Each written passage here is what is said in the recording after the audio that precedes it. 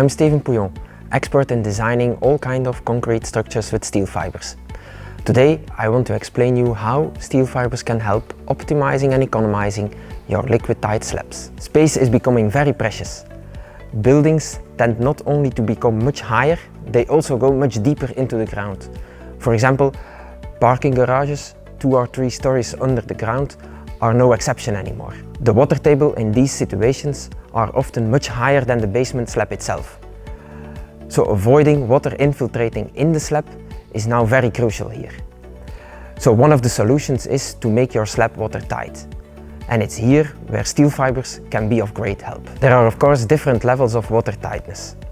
In some situations like the underground parking garages, some surface staining is still allowed, while in chemical tanks, any leakage to the environment should be avoided at all times.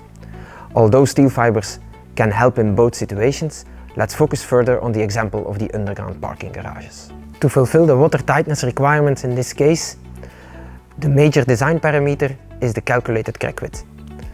The targeted crack width depends mainly on the water pressure and the thickness of the slab itself. The relationship that you can see here is often used by engineers to determine the crack width objective.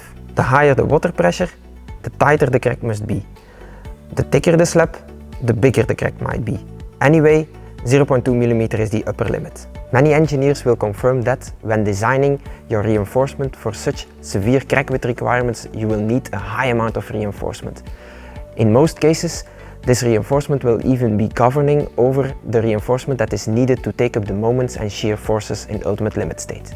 One of the big advantages of working with steel fibers here is that the combination of conventional reinforcement and steel fibers is very efficient in controlling crack widths.